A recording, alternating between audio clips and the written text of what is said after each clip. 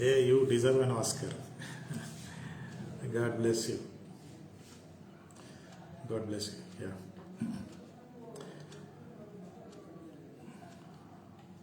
Good evening. ప్రభు అయిన యేసు క్రీస్తు నామములో మీకు అందరికీ praise the Lord. Church Bible స్టడీకి మిమ్మల్ని అందరినీ ఆహ్వానిస్తున్నాము. యూనివర్సల్ బ్యాప్టిస్ట్ చర్చ్ హైదరాబాద్లో ప్రతి శుక్రవారము బైబిల్ స్టడీ చర్చిగా చేస్తున్నాము. మరి హెబ్రీ పత్రిక గత ఒక సంవత్సరంగా స్టడీ చేశాము. మరి ఈరోజు చివరి వారం. Today is the concluding week off the book of Hebrews and it took 1 year for us to study it and we are blessed కదా. అయితే చిన్న ప్రార్థన చేసుకుందాము. ప్రభువా నీకు స్తుతులు చెల్లిస్తున్నాము. మీ యొక్క మహాకృపలో మమ్మల్ని ఇంతవరకు నడిపించారు. మీకు స్తోత్రం. ఈ యొక్క సమయాన్ని ఆశీర్వాదకరంగా చేయండి ప్రభువా. మీకు వందనాలు. ఈ యొక్క పుస్తకాన్ని మేము కొంతవరకు అధ్యయనం చేయటానికి మీరు సహాయం చేశారు ప్రభువా. నీకు వందనాలు. మేము ఏదో కొన్ని విషయాలు నేర్చుకున్నాం, అవి మా జీవితంలో అన్వయించడానికి సహాయం చేయండి. యేసు నామమున ప్రార్థిస్తున్నాం తండ్రి, ఆమేన్. Thank you Paul Padmakar garu. Thank you for joining us. Paul Padmakar garu Bible centred ministry మరి అధినేతగా ఉన్నారు. Thank you brother.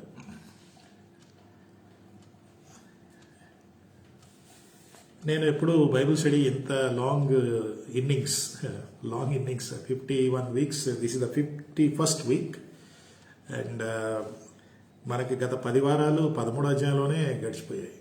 అయినా కూడా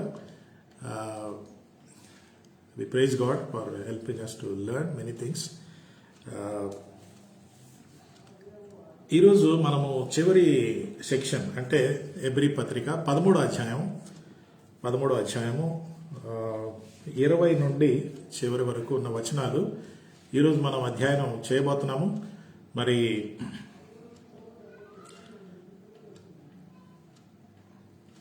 ఈరోజు నేను పెట్టిన టైటిల్ ఏంటంటే, మరి దానికి ముందుగా అసలు ఈ సంవత్సరం అంతా మనము మీకు తెలుసు కదా మన యొక్క టైటిల్ ఏంటి.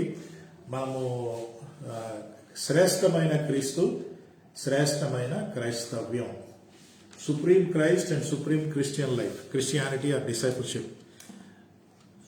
యేసుక్రీస్తును ఎంత శ్రేష్టమైన వ్యక్తిగా నువ్వు గుర్తిస్తావో నువ్వు అంతగా శ్రేష్టమైన క్రైస్తవ్యం కలిగి ఉంటావు. Your depth of your discipleship and Christianity depends upon the depth of your knowledge of Jesus Christ. Knowledge of Jesus Christ అంటే పరిచయ జ్ఞానం, అనుభవ జ్ఞానం. మీకు ఒకసారి ఎక్స్ప్లెయిన్ చేశాను. పరిచయ జ్ఞానం అంటే నాకు పాస్టర్తో పెళ్ళైనప్పుడు పరిచయ జ్ఞానం కొంతవరకే తెలుసు, సరే అని పెళ్లి చేసుకున్నాం. ఇప్పుడు ఈ 30 సంవత్సరాలుగా మాది అనుభవ జ్ఞానం. రకరకాల అనుభవాలు గుండా దేవుడు మమ్మల్ని తీసుకెళ్లాడు. మరి ఇది మాకు అనుభవ జ్ఞానం. క్రైస్తవ జీవితం కూడా శిష్యత్వం అంటే రక్షణ అన్నది పరిచయ జ్ఞానం. దానికి యేసు ప్రభు గురించి మొత్తం థియాలజీ తెలుసుకునే అవసరం లేదు. కానీ శిష్యత్వం అనే ప్రక్రియలో ప్రవేశించాక అక్కడి నుంచి ఇక అనుభవ జ్ఞానంలోనికి రావాలి. You become a believer only once. You don't become believer every day, but you have to be a disciple every day, every minute. In fact, it's an ongoing process. It's not a event. Becoming a believer is an event, but being a disciple is a process.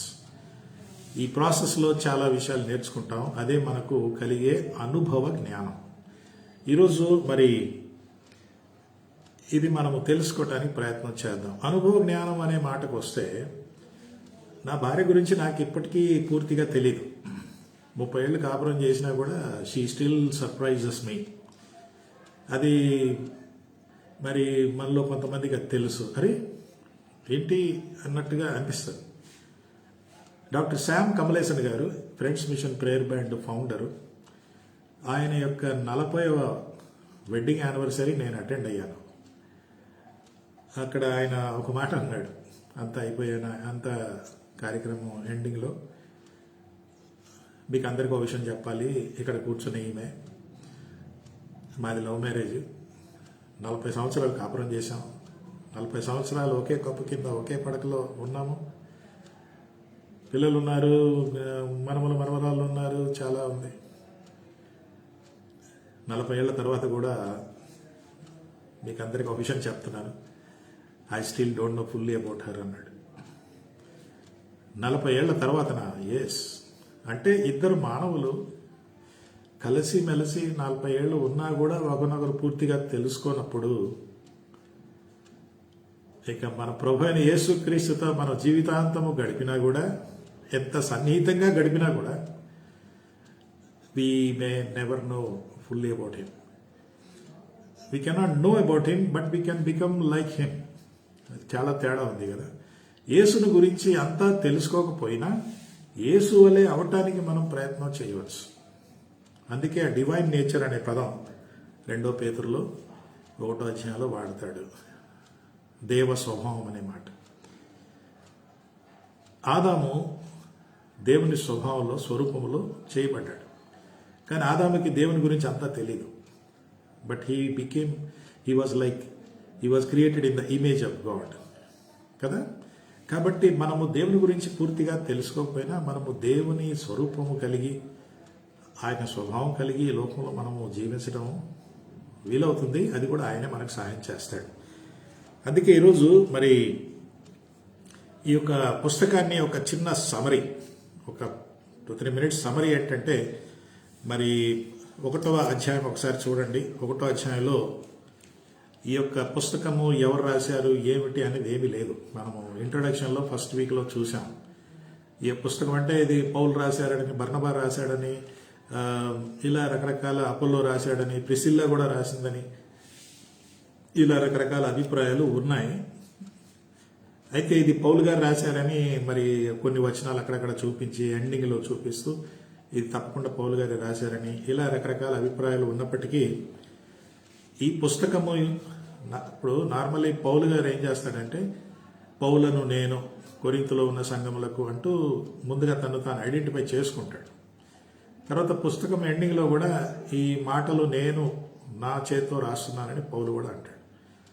అయితే Hebrew పత్రికలో పౌలు గారు నేను రాశారని తన పేరేం చెప్పుకోలేదు. అయితే పౌలు గారు రాశారని Telugu Bible అయితే డిక్లేర్ కూడా చేసేశారు. అపోస్తులుడైన పౌలు హెబ్రీలకు రాసిన పత్రిక. తెలుగు తర్జుమాలో అది ఆయనకే ఆపాదించేశారు. అయితే ఇంగ్లీష్ బైబిల్ మీరు చూస్తే గాడ్ అని మొదలవుతుంది. గాడ్, దేవుడు రాశాడు అంటే అఫ్కోర్స్ అన్ని పుస్తకాలన్నీ కూడా దేవుని ప్రేరేపణలో, దేవుని ఆత్మ ప్రేరేపణలో రాశారు. There is no doubt about it. కానీ ఇక్కడ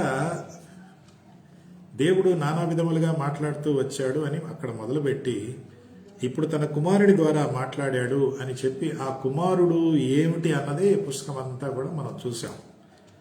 మరి యేసుక్రీస్తులో ఉన్న శ్రేష్టత ఆయా విధాలుగా ఏ విధంగా అది శ్రేష్టమైందో అన్నది మనం చూసాం. రెండవది, ఈ పుస్తకము హెబ్రీలకు రాసిన పత్రిక.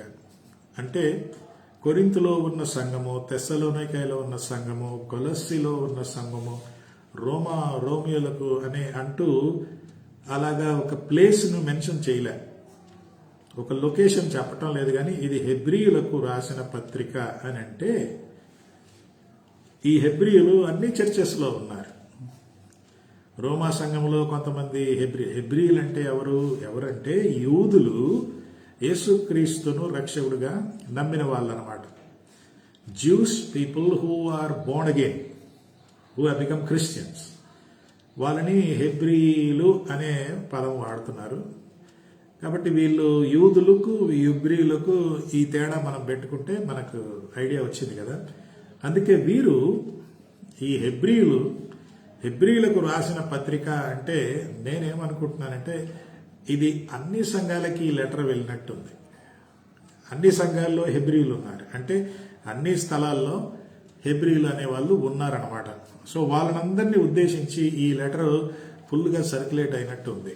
అందుకే మరి ఈ హెబ్రీయులకు స్పెసిఫిక్గా ఎందుకు రాశాడు అంటే ఈ యొక్క హెబ్రీయులు యేసు ప్రభువుని నమ్మిన తర్వాత కొన్ని సంవత్సరాలుగా కొన్ని శతాబ్దాలు, కొన్ని యుగాలుగా మనం అబ్రహాం నుండి మొదలు పెడితే తర్వాత అబ్రహాంకి ఇచ్చిన మోషేకి ఇచ్చిన ధర్మశాస్త్రం నుండి మొదలు పెడితే అక్కడ కూడా చూస్తే ఇలాగ చూసుకుంటూ వస్తే మరి కొన్ని వేల సంవత్సరాలుగా ఈ హెబ్రీయులు యూదా మతానికి, యూదా ధర్మశాస్త్రానికి, యూదా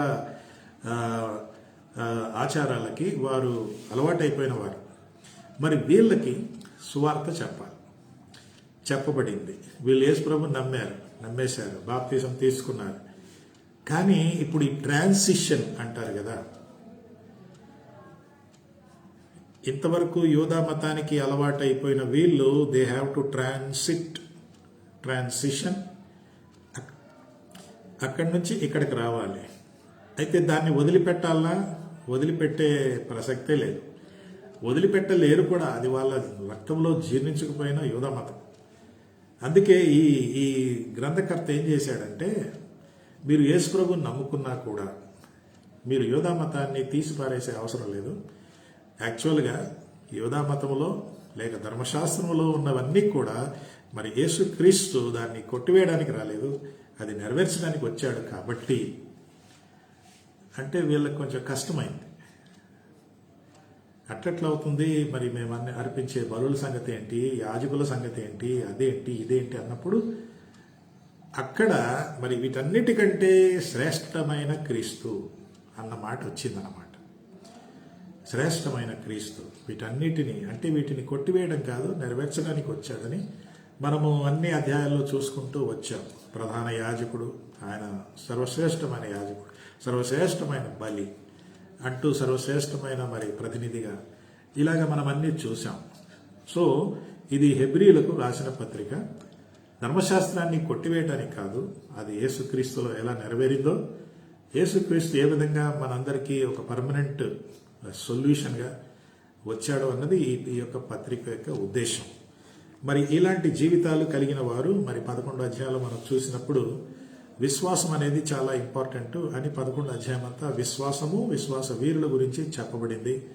క్రైస్తవ జీవితం గురించి చెప్పబడింది. 12వ అధ్యాయంలో విశ్వాసమునకు కర్త యేసు వైపు చూస్తూ నడవాలని ఇలా చెప్పుకుంటూ మరి 13వ అధ్యాయానికి వచ్చేలోగా ఏమైందంటే, ఈ గ్రంథకర్త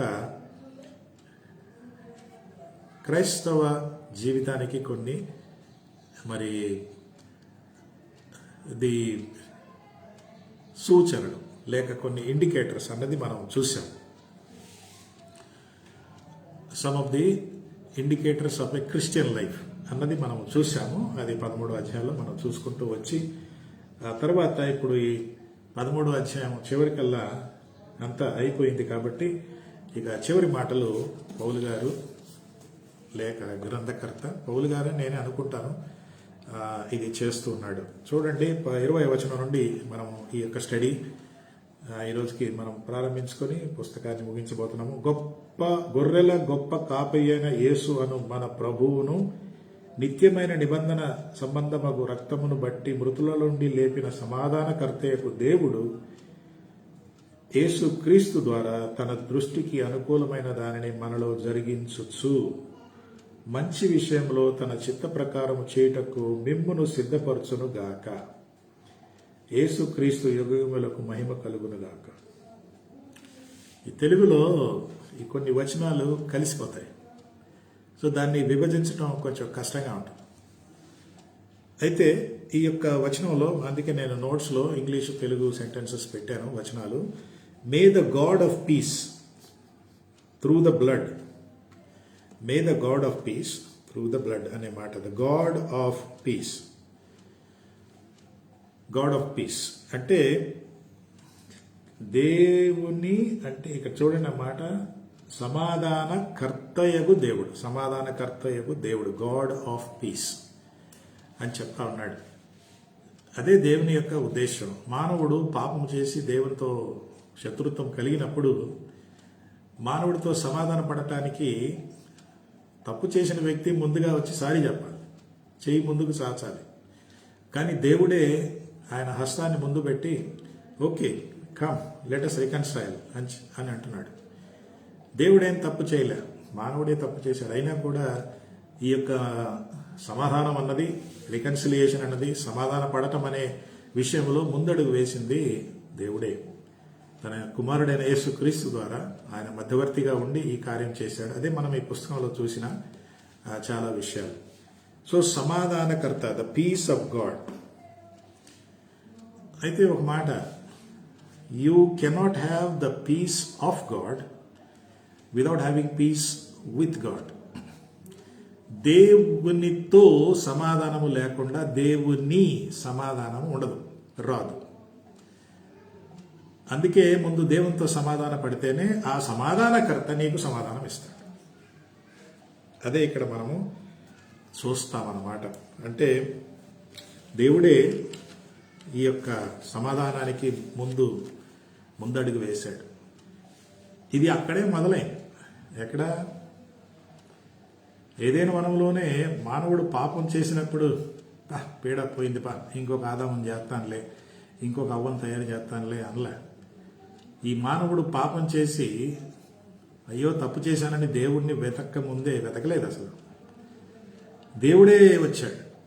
దేవుడే వచ్చి ఆదామా ఎక్కడున్నావు అంటే, మరి అక్కడ చూడండి దేవుని ప్రేమ, దేవుని కృప. అయితే దేవుడు అడిగిన ప్రశ్నకు మానవుడు తిరుగుబాటు చేసి సాకులు చెప్పి దేవునికి దూరం అయిపోయాడు. అది మనకందరికీ తెలిసిన విషయం.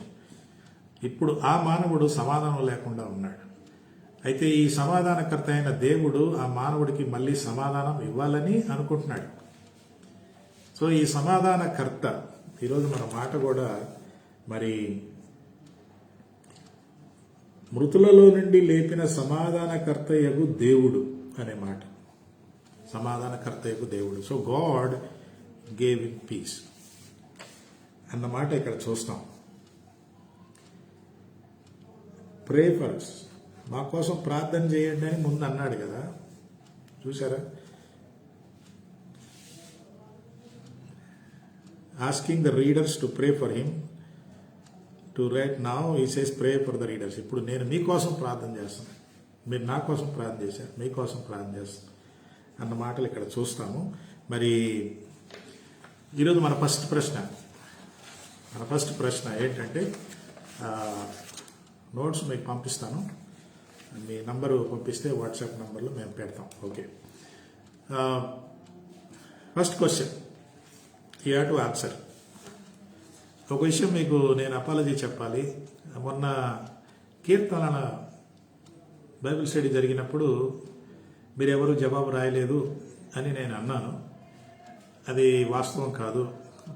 టెక్నికల్ ప్రాబ్లం ఏంటంటే, మీరు వేసిన జవాబు లేక పోస్ట్ చేసిన జవాబు నాకు డిస్ప్లే కాలే. అందుకే మీరెవరు జవాబు ఇవ్వలేదని అనుకున్నాను. తర్వాత మళ్ళీ తెలిసింది, ఇలాగా ఒకరిద్దరికి కూడా ఏమి డిస్ప్లే కాలేదని చెప్పారు. I hope it will appear now. Sarena? Right. What is the difference between God-given peace and man-given peace? దేవుడిచ్చే సమాధానానికి మానవుడిచ్చే సమాధానానికి తేడాలేంటి చెప్పండి.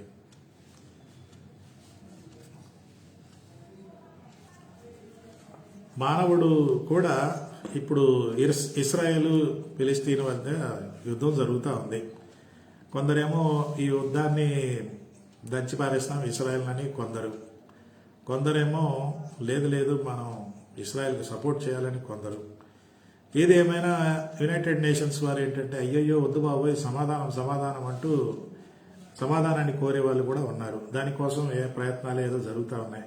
కాబట్టి దేవుడు ఇచ్చే సమాధానం, మానవుడు ప్రయత్నాలు చేసే సమాధానానికి దీనికి తేడా ఏంటి చెప్పండి. It is your time.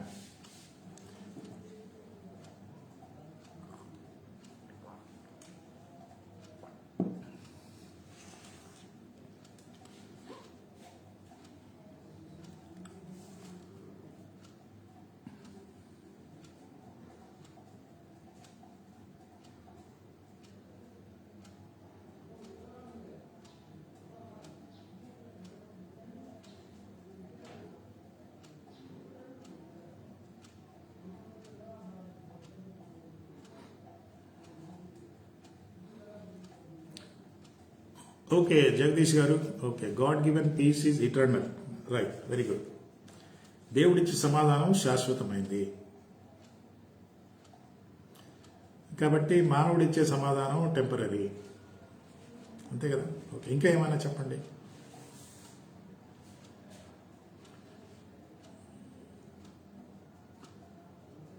Okay,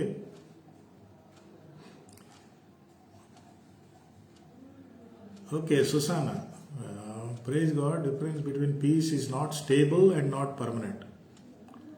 okay, stability అనే మాట Ebenezer garu. Okay, God given peace is patient.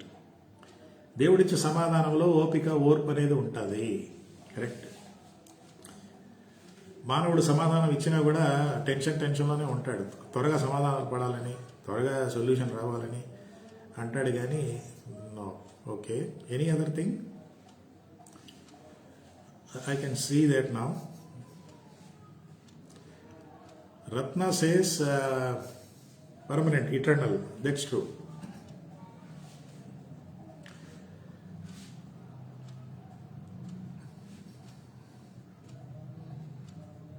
అయితే ఒక క్రిటికల్ క్వశ్చన్ అడుగుతున్నా.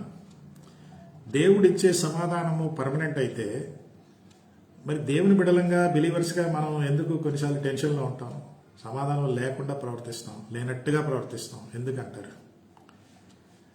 If the peace of God is eternal, permanent, then we should be peaceful every time, all the time కదా. అలా ఎందుకు సాధ్యం కావట్లే చెప్పండి, అది కూడా చూద్దాం.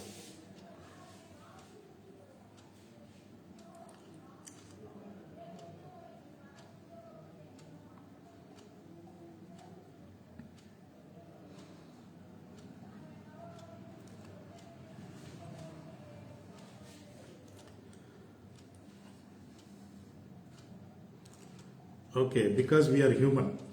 దేవుని ఇచ్చే సమాధానం మనకు పర్మనెంట్ సమాధానం ఉన్నా కూడా మనం మానవ మాత్రులం కాబట్టి ఆ సమాధానంలో మనం కొనసాగలేకపోతున్నాము. కొన్నిసార్లు మనం మానవ మాత్రులం కాబట్టి టెన్షన్లో ఉంటాం. ఓకే, ఇమాజిన్ ఒకసారి దేవుడిచ్చే సమాధానం పర్మనెంట్, భర్తకి పర్మనెంట్, భార్యకి పర్మనెంట్. ఇంకా అది పర్మనెంట్గా ఉంటే ఇంకా కుటుంబ సమస్యలే రాకూడదు కదా, మనస్మర్థలు రాకూడదు, కుటుంబంలో జగడాలు ఏమి ఉండకూడదు కదా. So the peace of God is permanent, but it is up to us to sustain it, maintain it. దేవుడిచ్చు సమాధానము శాశ్వతమైనప్పటికీ దాన్ని మనం కాపాడుకోవటం, దానిలో కొనసాగటం అన్నది మన బాధ్యత. ఈ లోకం మనల్ని ఎప్పుడూ శోధిస్తూనే ఉంటుంది. శరీరాశ, నేత్రాశ, జీవపు డంబము ఇవన్నీ ఉంటాయి. సరేనా? Okay, so I hope you understood. So దీనికి ఏంటంటే you cannot have the peace of God without having peace with God. So దేవునితో సమాధానం పడ్డాక దేవుని సమాధానం మనకు ఉంటుంది. అయితే ఆ సమాధానంలో మనం కొనసాగాలి. సమాధానకర్తకు దేవుడు మీకు తోడై ఉన్నాడని మనం చెప్తుంటాం. But maintaining the peace is a responsibility between those two people. ఎందుకంటే సాతానుడు ఎప్పుడు కూడా వాడు గలిబిలి చేస్తాడు. Satan is a god of confusion. God is not a god of confusion. And అందుకే మనం సమాధానం అనే మాట ఇక్కడ చూసాం. సరే, ముందుకెళ్దాం. ఇక్కడ ఇంకొక చాలా ఒక కష్టమైన స్టేట్మెంట్ ఉంది, చూడండి.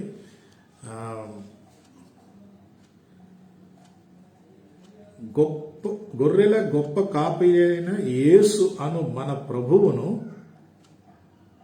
నిత్యమైన నిబంధన సంబంధమగు రక్తమును బట్టి మృతులలో నుండి లేపి అనే మాట ఉంది.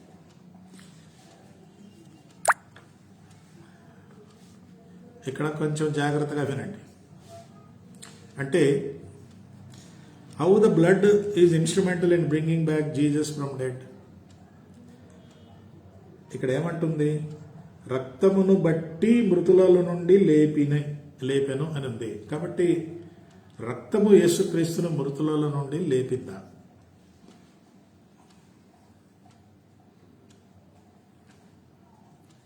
Was the blood of Jesus responsible for the resurrection of Jesus?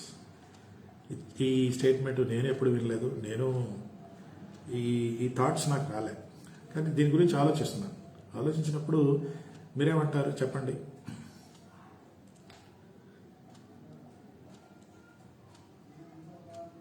రక్తమును బట్టి మృతులలో నుండి లేపిన సమాధానకర్తయగు దేవుడు. అంటే ఇక్కడ ఎట్లుందంటే రక్తమును బట్టే యేసు ప్రభు పునరుద్ధానుడు అయ్యాడు అని చెప్పొచ్చా?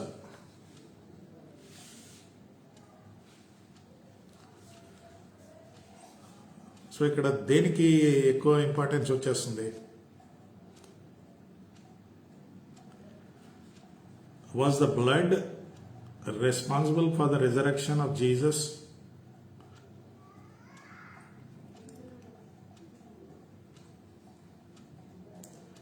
అంటే ఇప్పుడు బ్లడ్ అండ్ రిజరెక్షన్లో ఏది మోర్ ఇంపార్టెంట్ అనిపిస్తుంది?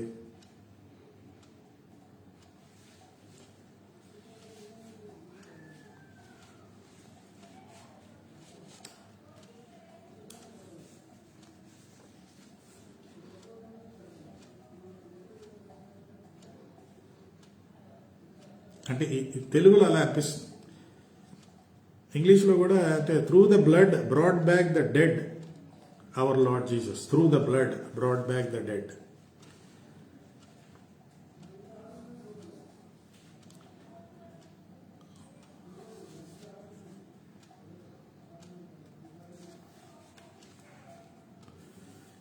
దేనికి ఇంపార్టెన్స్ వచ్చినట్లు అనిపిస్తుంది ఇక్కడ? రిజరెక్షన్ ఇంపార్టెంట్ కాదు, the blood of Jesus is important అన్నట్టుగా అనిపిస్తుంది కదా.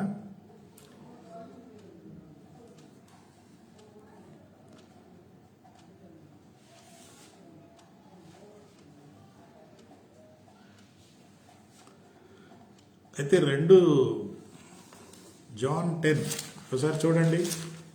యోహాను సువార్త 10:18 ఒక వచనం పంపిస్తున్నారు. 10:18 ఏముందంటే, ఎవడును నా ప్రాణము తీసుకొనడు, నా అంతటా నేనే దాని పెట్టుచున్నాను, దాని పెట్టుటకు నాకు అధికారం కలదు, దాన్ని తిరిగి తీసుకొనుటకు నాకు అధికారం కలదు, నా తండ్రి వలన ఈ ఆజ్ఞ పొంది తిని. That is true.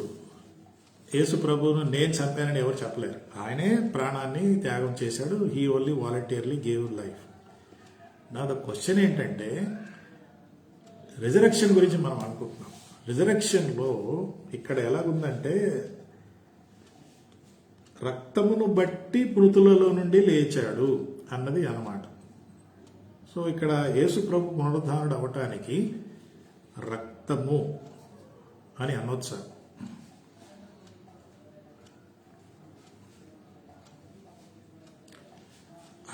ఆయన ప్రాణాన్ని ఆయన వాలంటీర్గా ఇచ్చాడు. సో ఎవరు క్లెయిమ్ చేయలేరు. రోమా సామ్రాజ్యం మేమే చంపామంటానికి వీల్లేదు. He himself laid his life. But when the resurrection came, here it appears that through the blood he was brought back from dead. So మిమ్మల్ని కొంచెం కన్ఫ్యూజన్ చేస్తున్నాను.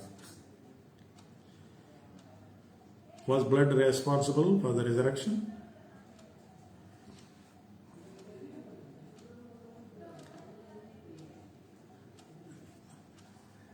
ఇక్కడ ఏంటంటే, రక్తము వలన పునరుద్ధానం కాదు.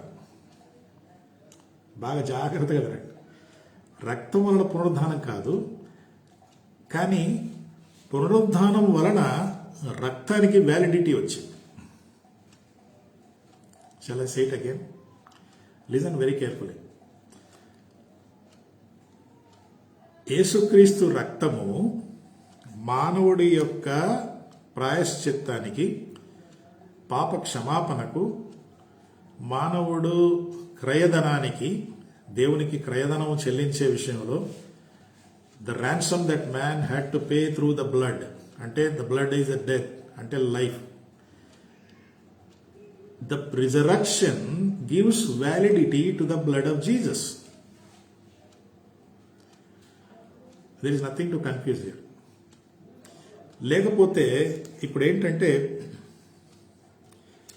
ఆయన కార్చిన రక్తం, సిలువలో కార్చిన రక్తము దేవుని యొక్క డిమాండ్స్, అంటే మానవుడి విమోచన కోసం దేవుడు డిమాండ్ పెట్టాడు, కండిషన్స్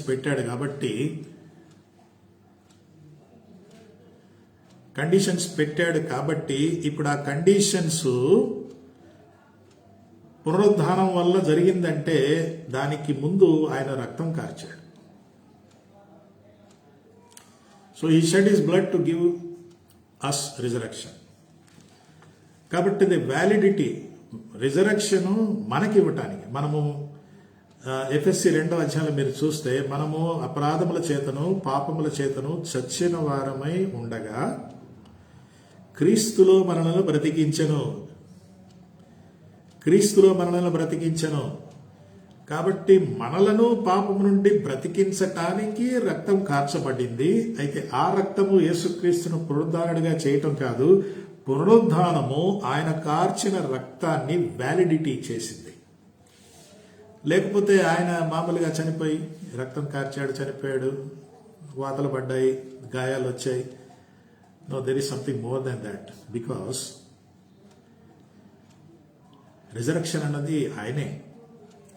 ఇప్పుడు మీరు జాగ్రత్తగా గమనిస్తే లాజరు 11వ అధ్యాయం యోహానులో ఐ యామ్ ద రిజరక్షన్ అన్నాడు. కాబట్టి ఆయన రిజరక్షన్కి ఆయన బ్లడ్ కారణం కాదు, ఆయన బ్లడ్ రిజరక్షన్ వల్ల దానికి వ్యాలిడిటీ వచ్చింది. లేకపోతే ఆయన కూడా చనిపోయి అందరితో పాటు చనిపోయి ఉంటే ఆయన కార్చిన రక్తానికి వ్యాలిడిటీ ఉండదు. అది మానవ విమోచనకు కారణము కాదనమాట. అందుకే this is a beautiful thing we need to learn.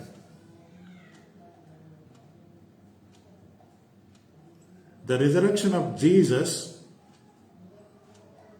qualifies the blood of Jesus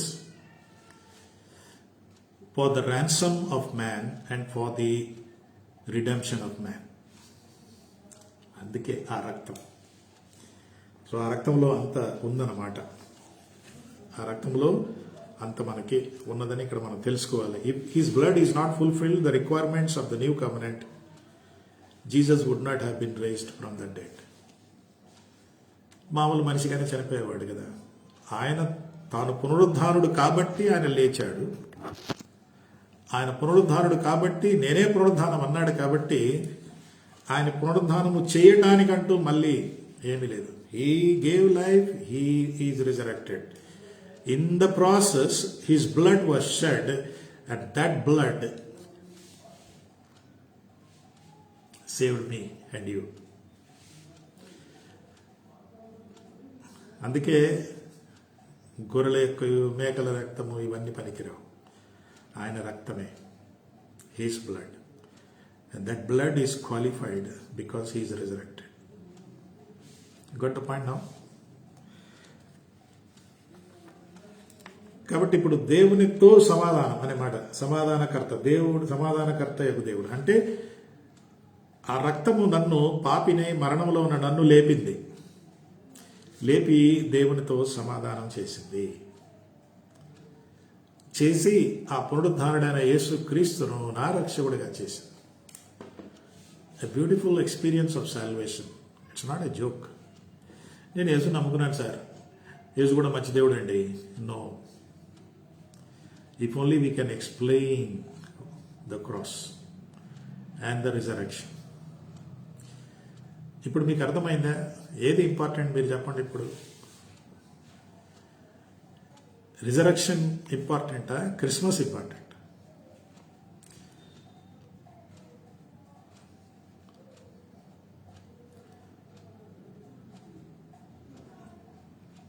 Christmas important కాదనటం లేదు, కానీ ఈ రెండిట్లో మనము దేనికి ఎంఫసిస్ ఇవ్వాలి, దేనిని మనము ఎక్కువ ప్రకటించాలి చెప్పండి.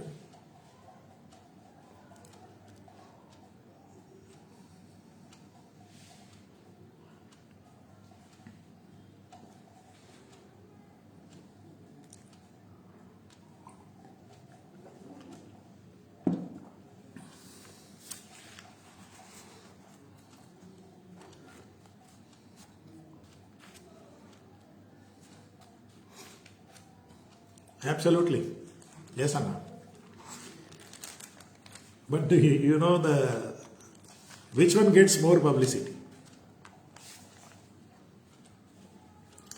దేనికి ఎక్కువ పబ్లిసిటీ వస్తుంది? మనం కూడా చర్చిల్లో మనం దేనిని ఎక్కువగా చేసుకుంటాం?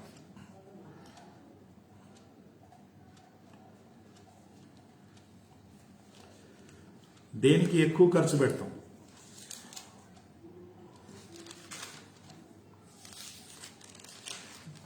మనకు తెలుసు కదా, పెద్ద ప్రశ్నే కాదు, మనకు తెలుసు. ఈస్టర్కి లేక రిజరెక్షన్కి, క్రిస్మస్కి పోలిస్తే క్రిస్మస్కి ఎక్కువ పబ్లిసిటీ ఉంది, క్రిస్మస్కి ఎక్కువ ఖర్చు ఉంది. క్రిస్మస్ని మనము 1-2 రోజులు కాదు కానీ వారం 10 రోజులు చేసుకుంటాం, నెల కూడా చేసుకుంటాం. అమెరికాలో నవంబర్లో కూడా మొదలు పెట్టేస్తారు.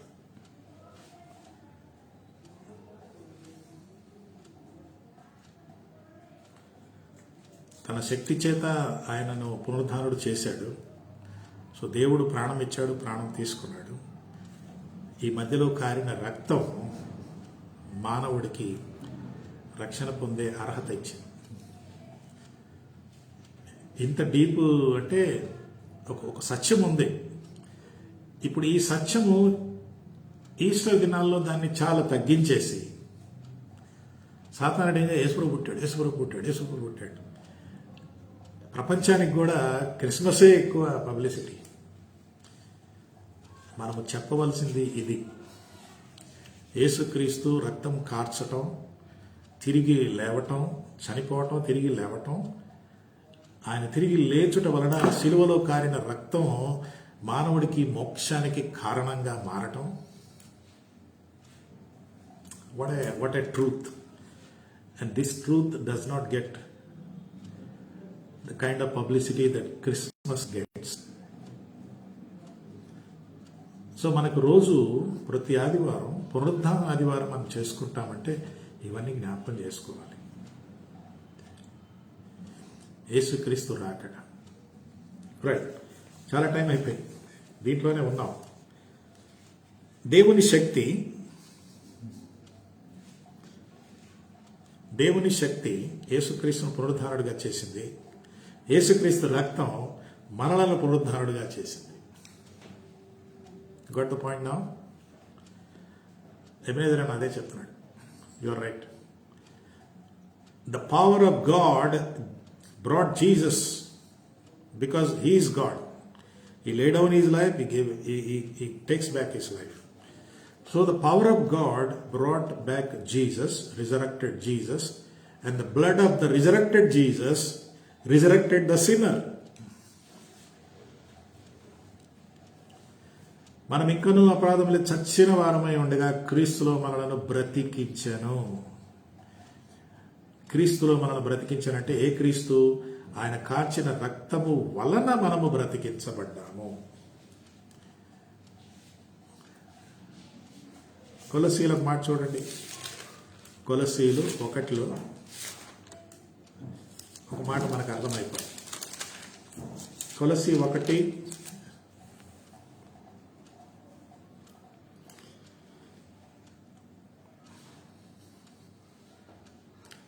కొలసీ 1 జాగ్రత్తగా వినండి. ఇది కన్ఫ్యూజన్ థియాలజీ ఏం కాదు, జాగ్రత్తగా వినాలి. 1:19 మీరు చూస్తే, ఆయన శిలువ రక్తము చేత సంధి చేసి ఆయన ద్వారా సమస్తమును, అవి భూలోకమందున్నవైనను పరలోకమందున్నవైనను, వాటినన్నిటినీ ఆయన ద్వారా తనతో సమాధానపరచుకొనవలెనని తండ్రి అభీష్టమాయను. తన శిలువ రక్తము చేత సంధి చేసెను. మానవుడు దేవునికి దూరం అయిపోయినప్పుడు శిలువ రక్తము ద్వారా సంధి చేసెను, సమాధానపరచెను. ఆ శిలువ సమాధానపరిచే qualification did not come on Good Friday. It came on the resurrection day. అది మనం ఈరోజు నేర్చుకోవాలి. యేసుక్రీస్తు గుడ్ ఫ్రైడే రోజు రక్తం కార్చాడు. ఆ రక్తము నన్ను విమోచించదు. ఆ రక్తము నన్ను విమోచించే అర్హత ఆ రక్తానికి ఎప్పుడు వచ్చిందంటే ఆయన పునరుద్ధానుడైనప్పుడు. కాబట్టి ఆ రక్తము ఆయన్ని పునరుద్ధానం చేయలే, చచ్చిన నన్ను పునరుద్ధారుడిగా చేసి. అదే ఇక్కడ ఈ గ్రంథకర్త చెప్తా ఉన్నాడు. సో ఇదంతా హెబ్రీయులకు రాసిన పత్రికలో చెప్తున్నాడు అంటే అర్థం ఏంటి? మీరు అక్కడ బలులు అర్పించి వేల వేల గొర్రెలు, పశువులు, పావురాలు ఇవన్నీ అర్పిస్తూ ఉంటే ఆ రక్తం ఎంత కార్చినా ఆ పశువులు మళ్ళీ బతికేది లేదు, ఆ రక్తం అలాగా పోతూనే ఉంటుంది. కానీ ఇదొక రక్తం ఉంది. ఈ రక్తము మానవుడికి విమోచన ఇవ్వటానికి క్వాలిఫై అయిందంటే పునరుద్ధానం వల్లనే. లేకపోతే ఆ రోజు వన్ ఆఫ్ ద క్రిమినల్స్ లాగా యేసు ప్రభు కూడా చనిపోయేవాడు, ఆయన రక్తం కారిపోయింది, బల్లెం పొడిచారు, రక్తం కారిపోయి మేకులు గుచ్చారు, అంతా అయిపోయింది. Lot of blood was flown, but that blood becomes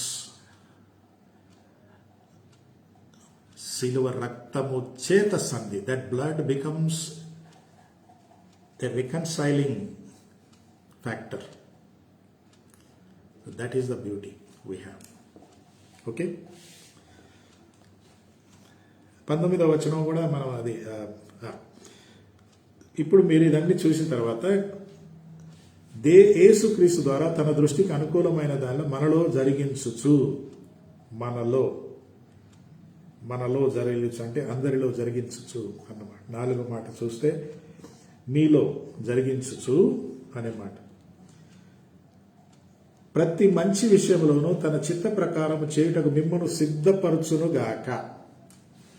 నా యేసుక్రీస్తు రక్తములో నాకు విడుదల ఉంది, నాకు జీవం వచ్చింది. ఇప్పుడు జీవము కలిగిన నేను, పాపము నుండి నేను బయటికి వచ్చిన నేను, ఆ యొక్క శిల్వ రక్తంతో దేవునితో సమాధాన పడ్డ నేను, ఇప్పుడు నేనేం చేయాలి? ఇప్పుడు నేనేం చేయాలంటే మంచి విషయములో తన చిత్త ప్రకారము చేయుటకు మిమ్మును సిద్ధపరచునుగాక. ఈరోజు నా టాపిక్ కూడా అదే. టాపిక్ ఏంటంటే తన చిత్త ప్రకారము చేయుటకు, equipped to do his will. అది టాపిక్. మనం ప్రభు నమ్ముకున్నాక ఇక మన చిత్తం నడవదన్నమాట, దేవుని చిత్తమే నడవాలి.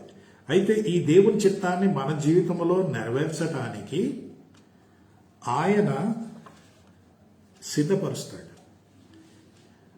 We are supposed to fulfill the will of God, and God will equip us to fulfill his will.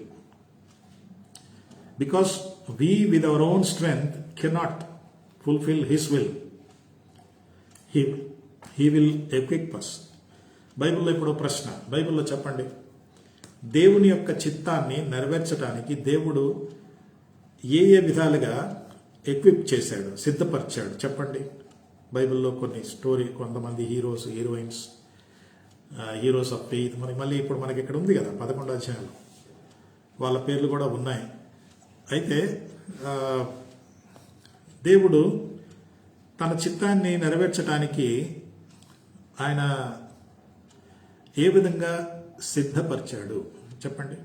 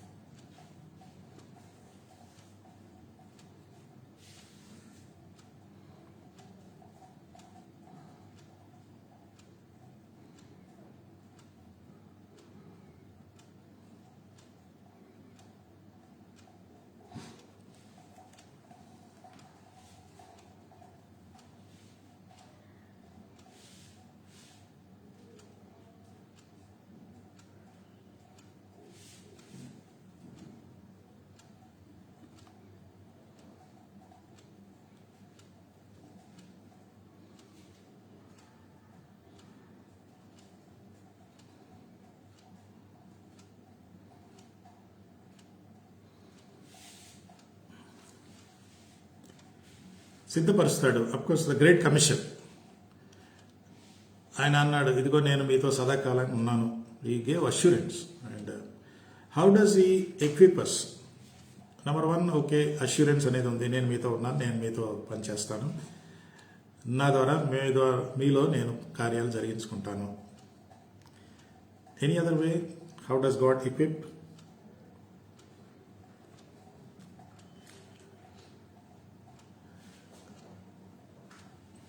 There are different ways God equips. Of course, the first one ఏంటంటే అపోస్తల కార్యము 1:8 ఏముందంటే, మీరు పరిశుద్ధాత్మ వచ్చినప్పుడు మీరు శక్తి నొందుదురు. The first equipping is empowering. The first equipping is empowering. He will empower us. సిద్ధపడుట అనే మాట. సిద్ధపరచుట అంటే దేవుడు ఒకేసారి సిద్ధపరుస్తాడా?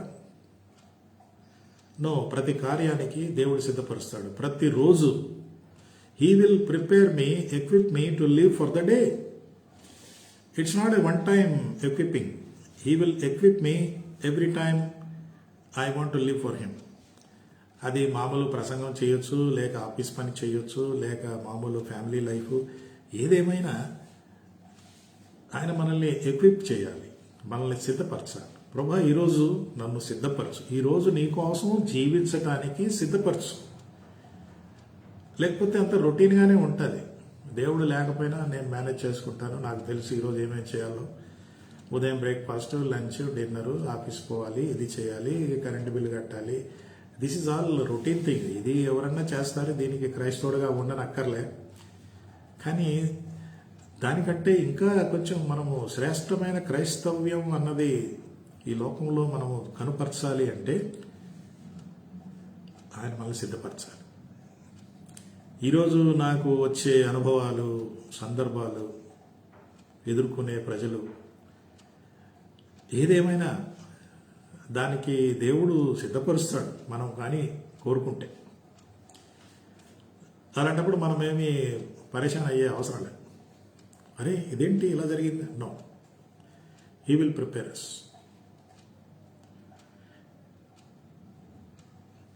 ఓకే, సిద్ధపరచుట అనే మాట. ఈ సిద్ధపరచడంలో దేవుడు సిద్ధపరుస్తాడు. మనం యేసుక్రీస్తును ప్రకటిస్తాము. పరిశుద్ధాత్మ దేవుడు నన్ను బలపరుస్తాడు. మీరు శక్తి నొందుదురు. The Holy Spirit, God will equip me to present Jesus Christ by equipping me with the power of the Holy Spirit. ఒక సెంటెన్స్ కదా. సో ఇక్కడ మన పరిచర్యలో త్రిత్వం అనేది ఉంది. తండ్రి అయిన దేవుడు తన కార్యం నెరవేర్చుటకు, తన కుమారుడైన యేసుక్రీస్తు సువార్తను ప్రకటించుటకు పరిశుద్ధాత్మ ద్వారా ఆ యొక్క శక్తిని మనకిచ్చి మనలను సిద్ధపరుస్తాడు. రోజు మనం ఆయన చిత్తానికి సరెండర్ అయినప్పుడు అవుతూ ఉంటే సిద్ధపరుస్తూ ఉంటాడు. Even for a sudden thing he will prepare, provided we ask him. ఒక ప్రశ్న ఇక్కడ, ఒక ప్రశ్న ఉంది. ప్రశ్న ఏంటంటే, దేవుడే నన్ను సిద్ధపరుస్తున్నప్పుడు మరి నేను బైబిల్ ట్రైనింగ్ ఎందుకు వెళ్ళాలి? ఆ ట్రైనింగ్ ఈ ట్రైనింగ్ ఎందుకు తీసుకోవాలి? ఏమంటారు? నేను కూడా బైబిల్ ట్రైనింగ్ వెళ్ళాను. బీటీహెచ్, బీడీ ఇవన్నీ చదివాను. గ్రీక్ భాష, హీబ్రూ భాషలు ఇవన్నీ నేర్చుకున్నాను. ఏమంటారు? దేవుడే మనల్ని సిద్ధపరిచినప్పుడు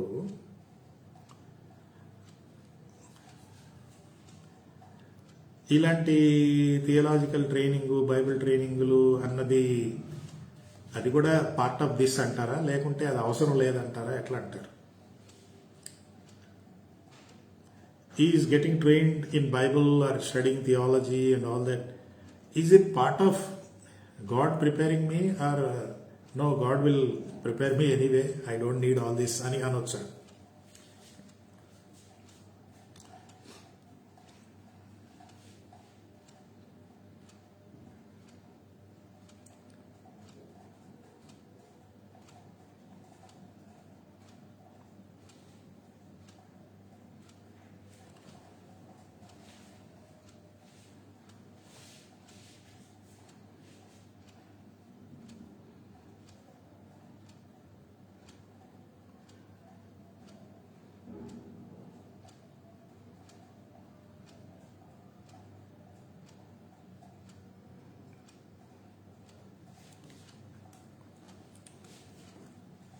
టైం అయిపోతుంది.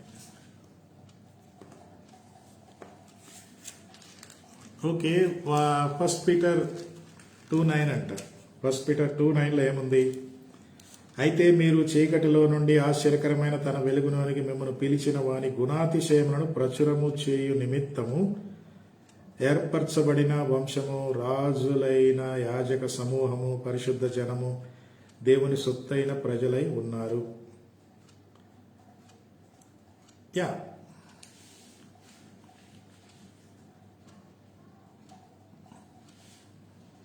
ఇది మనం ఏమై ఉన్నాము, యేసుక్రీస్తు ద్వారా మనం ఏమేమి పొందామో, యేసుక్రీస్తు రక్తం మనల్ని ఏమేమి చేసిందో ఇక్కడ మనకు తెలిసిపోతుంది.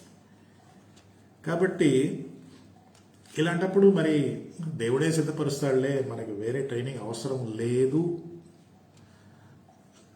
అని అనొచ్చా?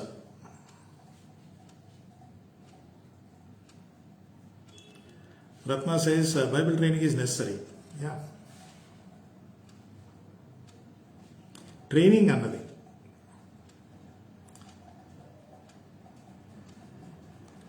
ఆయన సిద్ధపరుస్తాడు. ఆయన సిద్ధపరిచే విధానాలు రకరకాలుగా ఉంటాయి. అందరికీ ఒకే టైప్ అంటూ ఏమీ లేదు.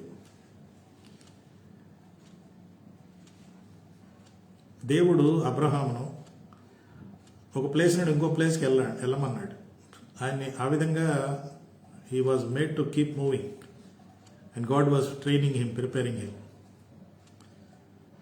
అలాగా బైబిల్ మనం బిగినింగ్ నుండి చూసుకుంటూ వస్తుంటే దేవుడు తన యొక్క సేవకులను, సేవకురాళ్లను, తన బిడ్డలను రకరకాలుగా ఆయన తరబీతి ఇచ్చాడు. సో దేవుడు సిద్ధపరచటము అనే మాటకు వస్తే మోషే మరి ఆయన 40 సంవత్సరాలు ఐగుప్తులో సిద్ధపరిచాడు. తర్వాత మళ్ళీ 40 సంవత్సరాలు కంప్లీట్లీ అడవిలో, జంగల్లో తీసుకొచ్చాడు. ఫ్రమ్ సిటీ టు జంగల్కి వచ్చాడు. అక్కడ మరొక 40 సంవత్సరాలు తర్వాత పంపించాడు. యోసేపుకు ఆయన రకరకాల అనుభవాలు గుండా తీసుకెళ్ళాడు. దావీదును అనుభవాలు గుండా తీసుకెళ్ళాడు. ఇవన్నీ కూడా దేవుడు ఒక్కొక్కరిని ఒక్కొక్క విధంగా ట్రైనింగ్ ఇస్తాడు. మరి బైబిల్ ట్రైనింగ్ కూడా చేయొచ్చు, తప్పేం కాదు. బిల్లీ గ్రామ్ గారు బైబిల్ ట్రైనింగ్ చేశాడు. గొప్ప గొప్ప దైవజనులు మీరు గమనిస్తే కొంతమంది ఇక్కడ సెమినార్లకి వెళ్ళారు, బైబిల్ ట్రైనింగ్ పొందారు, సిస్టమేటిక్గా థియాలజీ ఇవన్నీ చదువుకున్నారు. ఈ రోజుల్లో మనకి అన్ని అందుబాటులో ఉన్నాయి కాబట్టి కొంతమంది అవసరం లేదులే నేనే నేర్చుకుంటానంటారు. That's also okay. బట్ ఒకటి ప్రమాదం ఏంటంటే మీరు నేర్చుకుండే థియాలజీ, వేదాంతము వాక్యానుసారమైందా లేక దొంగబోధ అన్నది ఆ విషయంలో చాలా చాలా ఆలోచించాలి. సో దేవుడు సిద్ధపరచడం అంటే ఉంది. యేసు ప్రభు ఆయన కూడా 30 సంవత్సరాలుగా ఎవరికేం పరిచయం కాలే. తర్వాత మినిస్ట్రీకి వచ్చాక ఆయనను 40 రోజులు ఉపవాస ప్రార్థన సిద్ధం అనేది మినిస్ట్రీ సిద్ధపరిచాడు. యేసుప్రభుకు ట్రైనింగ్ ఎందుకండి? యేసుప్రభు సిద్ధపరచడం ఏంటంటే ఆయన ఒక మోడల్ మనకి చూశాడు. దేవుని వాక్యంలోనూ ప్రార్థన మనం చూస్తాం. యేసుప్రభు కూడా 12 మంది శిష్యులను సెలెక్ట్ చేసి వాళ్ళని తన దగ్గర ఉంచుకొని వాళ్ళకి ట్రైనింగ్ ఇచ్చాడు. ఆయన జీవితాన్ని చూశారు, ఆయన మాటలు విన్నారు, ఆయన క్రియలు చూశారు. ఆ తర్వాత వారికి గ్రేట్ కమిషన్ ఆదేశం ఇచ్చి పంపించాడు. ఇలా చరిత్రలో మీరు చూస్తే దేవుడు రకరకాలుగా తన బిడ్డల్ని సిద్ధపరిచాడు. అందుకే ఈ యొక్క equipping to do his will, ఈ సిద్ధపరిచే సమయంలోనే అసలు దేవుని చిత్తము నా జీవితంలో ఏంటా అన్నది కూడా తెలిసిపోద్ది. నేను బైబిల్ ట్రైనింగ్ పొందినప్పుడు 1981 to 86 40 ఏళ్ళు. ఆ ఫైనల్ ఇయర్ అప్పుడు నేను గ్రాడ్యుయేషన్ అయ్యే ముందు మేము ఒక 35 మంది స్టూడెంట్స్ మా ఫైనల్ ఇయర్స్ అందరితో రాయించుకున్నారు. What you want to do, what you want to become, నువ్వు నెక్స్ట్ ఏం చేయాలనుకుంటున్నావు. కొందరు ఏం చేశారంటే హైయర్ స్టడీకి వెళ్తున్నానని, కొందరేమో పాస్టరల్ మినిస్ట్రీకి వెళ్తున్నారు, కొందరు మిషనరీకి వెళ్తున్నారు, కొందరు బైబిల్ ట్రాన్స్లేషన్కి వెళ్తున్నారు అంటూ ఇలా రకరకాలుగా రాశారు. కొందరు మ్యూజిక్ మినిస్ట్రీ అంటూ. పాస్టర్ గారు మీరేం రాశారు? నేనేం రాశానంటే ఫర్దర్ ట్రైనింగ్ అని రాశాను అండ్ పాస్టరల్ మినిస్ట్రీ అని రాశాను. ఇది ఎప్పుడు రాశానంటే 1985లో రాశాను. కానీ నేను 1985 తర్వాత బైబిల్ ట్రైనింగ్ పొందిన తర్వాత కూడా నేను మిషనరీ సంస్థలో పనిచేశాను, ఫ్రెండ్స్ మిషన్లో. ఆ తర్వాత నేను 2015 అంటే 30 సంవత్సరాల తర్వాత 2015 30 సంవత్సరాల తర్వాత దేవుడు నాకు పాస్టరల్ మినిస్ట్రీ ఇచ్చాడు. అంటే ఈ అనుభవం, ఎఫ్ఎంపీబీలో మిషన్ అనుభవం, బైబిల్ లీగ్ అనే సంస్థలో అడ్మినిస్ట్రేషన్ అండ్ ట్రైనింగ్ అనే ఈ అనుభవాలన్నీ కూడా ఇచ్చేసి ఒక పాస్టరల్ మినిస్ట్రీ విశాఖపట్నం నేను వెళ్ళాను. అక్కడ కూడా నాకు జీరో ఎక్స్పీరియన్స్. ఆ చర్చ్ వాళ్ళు చాలా పెద్ద చర్చ్, అంత ఈజీగా అస్సలు పాస్టరల్ మినిస్ట్రీ చేయని వ్యక్తిని తీసుకునే ప్రసక్తే లేదు. అయినా నన్ను తీసుకున్నారు. God gave me those 5 years of ministry, pastoral experience. ఎందుకంటున్నానంటే దేవుడు ఎక్విప్ చేస్తాడు, సిద్ధపరుస్తాడు. దానికి తగిన ఏర్పాట్లు, పరిస్థితులు, ట్రైనింగ్లు అవన్నీ కూడా దేవుడు కల్పిస్తాడు. ఓకే, సో దేవుడు మనకి రకరకాల అవకాశాలు ఇస్తాడనమాట. ఓకే, ఎందుకు అంటే ఒక వచనం చూద్దాము. ఎఫెసీ పత్రిక చూడండి. ఎఫెసీ పత్రిక 2:10లో మాట ఉంటుంది. ఎఫెసీ పత్రిక 2:10లో ఏంటంటే, మరియు వాటి యందు మనము నడుచుకొనవలెనని దేవుడు ముందుగా సిద్ధపరిచిన సత్క్రియలు చేయుటకై మనము క్రీస్తు యేసునందు సృష్టింపబడిన వారమై ఆయన చేసిన పని అయి ఉన్నాము. సత్క్రియలు చేయుటకు యేసుక్రీస్తులో మనం సిద్ధపరచబడ్డాం. ఇక్కడ తన చిత్తము నెరవేర్చుటకు మిమ్మును సిద్ధపరచునుగాకనే ఉంది. ఎఫెసీ 2:10లో మీరు చూస్తే, మరి వాటి యందు మనము నడుచుకోవలనని దేవుడు ముందుగా సిద్ధపరిచిన సత్క్రియలు చేయుటకై. ఇప్పుడు ఆ వచనం ఈ వచనం లింక్ చూడండి. సత్క్రియలు చేయుటకై మనల్ని సిద్ధపరిచాడు. మరి అది ఆ దేవుడే మిమ్మల్ని సిద్ధపరచునుగాక. దేనికి? సత్క్రియలు చేయటానికి. ఎక్విప్ అనే మాట గ్రీక్ భాషలో కటారిజో అన్నాడు. కటారిజో అంటే కటా అనే అకార్డింగ్ టు రిజో. దీని అర్థం ఏమొస్తుందంటే టు ప్రాపర్లీ అడ్జస్ట్ అంటే to fix you in a proper way so that you can be used correctly.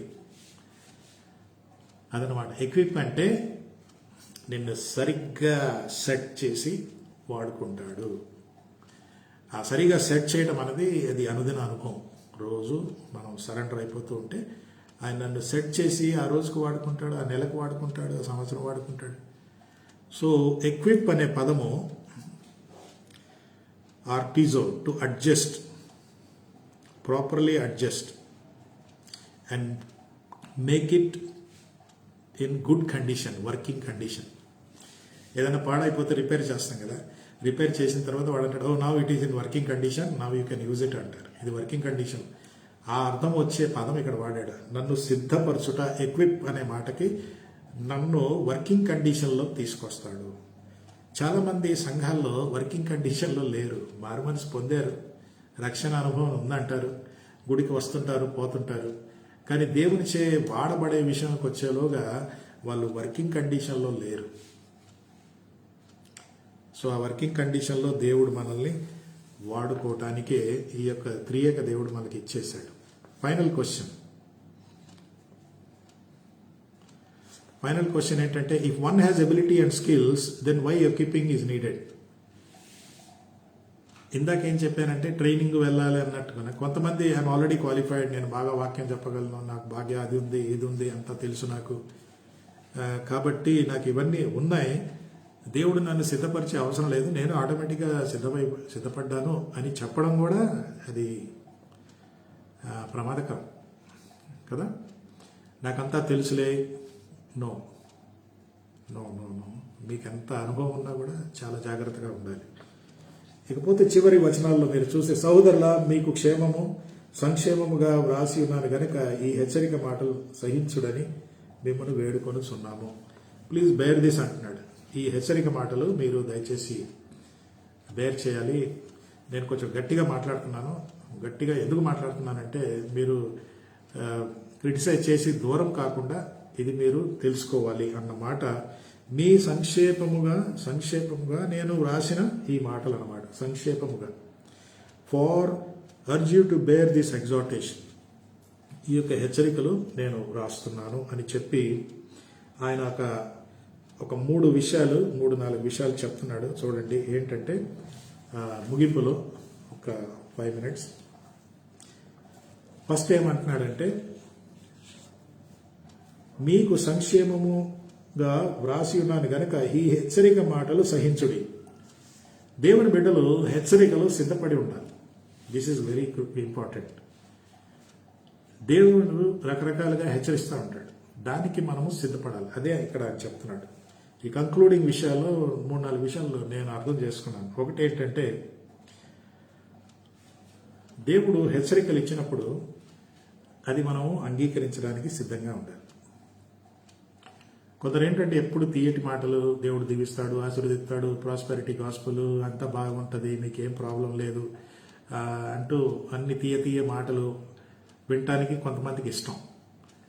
కానీ ఒక మంచి విశ్వాసి హెచ్చరికలకు కూడా సిద్ధంగా ఉండాలి అన్నది ఒకటి నేర్చుకుంటున్నాం.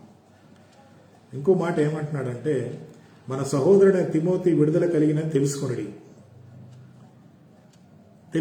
అంటే we should have information about God servants, అంటే దేవుని బిడలు, దేవుని సేవకుల గురించిన అవగాహన, సమాచారం కలిగి ఉండాలి అని చెప్తున్నాడు. సో ఈ కోవిడ్ దినాల్లో మనకి చాలా సమాచారాలు వస్తున్నాయి, అది మనం తెలుసుకోవాలి. అందుకే తిమోతి మరి ఈ విధంగా అంటున్నాడు కదా, మరి తిమోతి విడుదల కలిగినది తెలుసుకొనుడి. విడుదల కలిగినది, నేను దీన్ని కరోనా కాంటెక్స్లో ఆలోచించినప్పుడు ఒకరిద్దరు నాకు తెలిసిన సేవకులు కరోనా పాజిటివ్లో గుండా ఉండి వారు వెంటిలేటర్లోకి వెళ్ళి చాలా సీరియస్ కండిషన్ మళ్ళీ వెనక్కి వచ్చి జనరల్ వార్డుకి వచ్చేసి డిశ్చార్జ్ అయ్యి వచ్చిన వాళ్ళు కూడా ఉన్నారు. అంటే వారికి ఆ విడుదల వచ్చిందనమాట. వాళ్ళకి ఈ జైల్లో నుండి బయటకు వచ్చాను బ్రదర్ అంటున్నాడు. బ్యూటిఫుల్ కదా. కాబట్టి వీళ్ళ గురించిన సమాచారం మనకు అవసరం. ఈరోజు ఉదయం మనం ప్రార్థన చేశాం, కొంతమంది కోసం ప్రార్థన చేశాం. God is great. ఒక 3వ విషయం ఇక్కడ ఏంటంటే,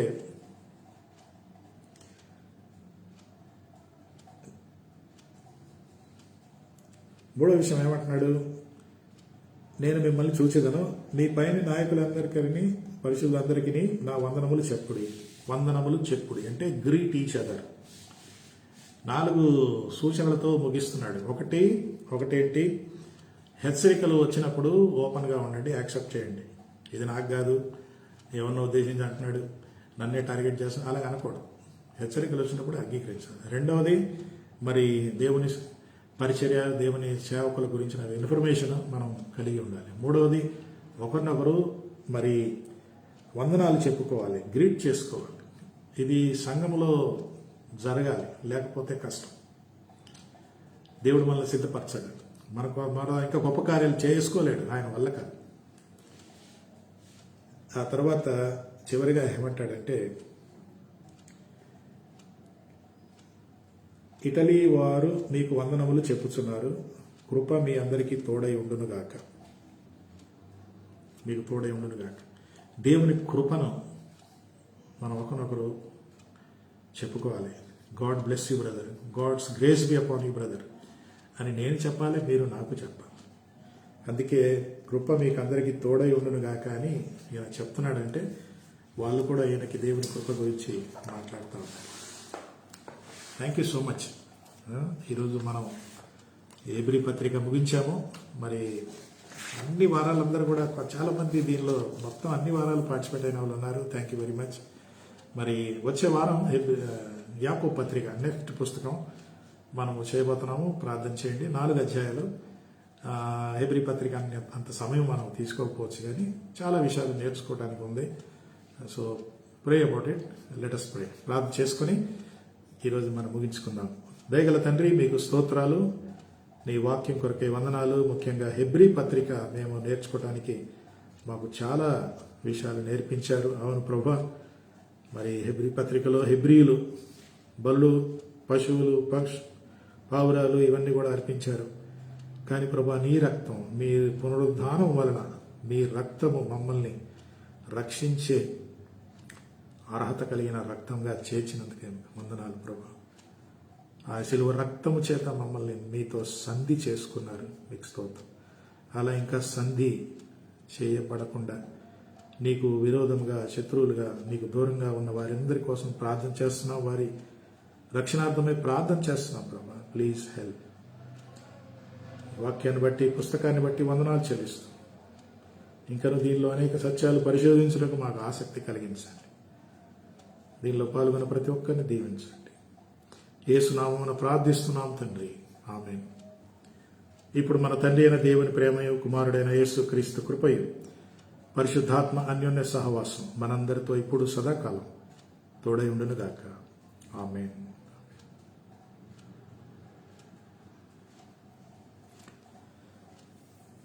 thank you. God bless you.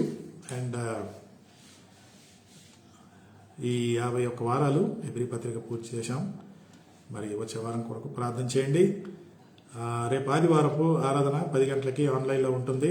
ఏ నిమిత్తమై ప్రార్థన చేయండి. మరి అనేకులకు చెప్పండి. మరి జాగ్రత్తలు పాటిస్తాం. దేవుడు మనకు తోడే ఉండునుగాక. Thank you very much. God bless you. Good night.